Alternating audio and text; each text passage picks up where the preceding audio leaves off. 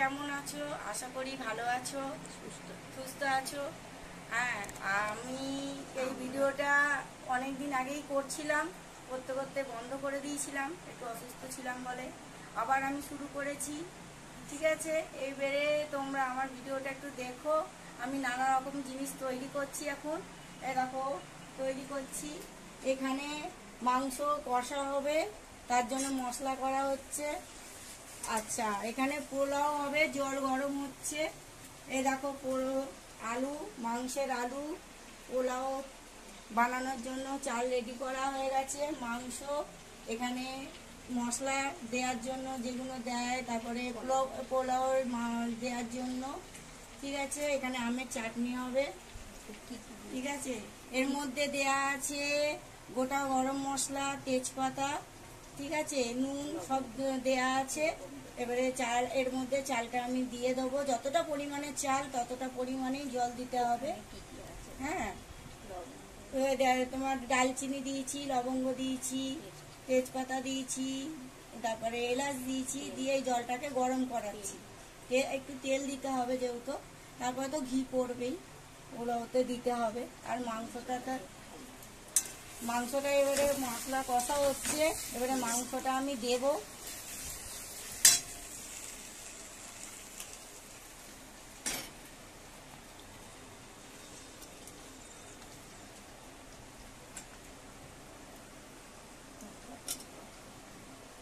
এই মাংসটা আমি দিয়ে দিলাম, এবার আমি কষবো।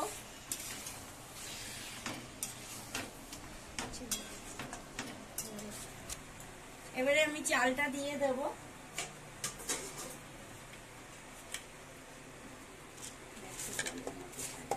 দিয়ে চালটা আমি দিয়ে দিলাম। জলের মধ্যে গরম জলটা ফুটছিল,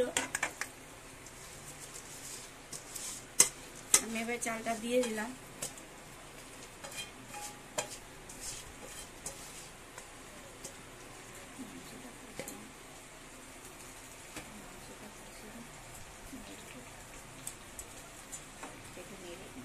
এটা একেবারে নেড়ে আমি ঢাকা দিয়ে রাখবো। এটা ফুটবে, ভাতটা হবে। মাংসটা আমি কষছি।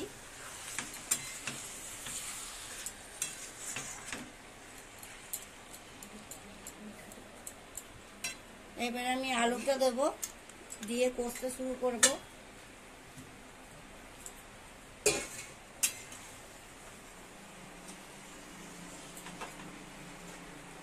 আর বন্ধুরা, বেশি কিছু বাড়ালাম না, এই প্রথম একটু বড় করছি না, ঠিক আছে? ভিডিওটা বড় করছি না।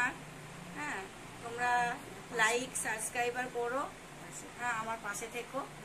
হ্যাঁ, আমি নতুন এই স্টার্টিং করলাম রান্না নিয়ে, কিছু কিছু দেখাবো, তোমরা দেখো আর আমার পাশে থেকো। টাটা।